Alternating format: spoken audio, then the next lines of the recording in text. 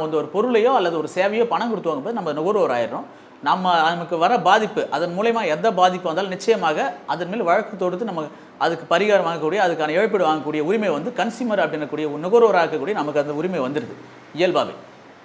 ஆனால் ஒரே ஒரு விஷயம் என்ன அப்படின்னா, நாம் அப்படி ஒரு பொருளை வாங்கும்போது அந்த இடத்தில் தான் நம்ம அதை வாங்கினோம் அப்படி என்பதற்கும், அந்த விற்பனையாளர் தான் நமக்கு அதை வித்தார் அப்படின்றதுக்கும் அந்த கடைக்கான ரசீதுகள் நிச்சயமாக வேணும். நம்ம ரசீது இல்லாத பட்சத்தில், உரிய ஆவணங்கள் இல்லாத பட்சத்தில் நாம் நுகர்வோர் நீதிமன்றத்தில் மனு தாக்கல் செய்யும்போது நமக்கு வந்து அந்த இழப்பீடு கோர முடியறதுக்கான வாய்ப்பு கம்மி. அதுவும் இல்லாமல் தள்ளுபடி செய்கிறதுக்கான வாய்ப்புகள் அதிகம்.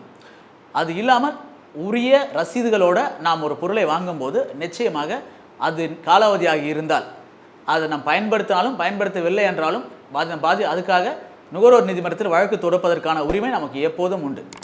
நன்றி நண்பர்களே. இந்த தகவல் நிச்சயமாக உங்களுக்கு பயனுள்ளதாக இருந்திருக்கும்னு நினைக்கிறேன். இது உங்களுக்கோ அல்லது உங்களை சார்ந்த யாரோ ஒருத்தருக்கு நிச்சயமாக பயன்படும். இந்த சேனல் தொடர்ந்து பாருங்கள், சப்ஸ்கிரைப் பண்ணுங்கள். மீண்டும் ஒரு நல்ல காணொளியில் உங்களை சந்திப்போம். நன்றி.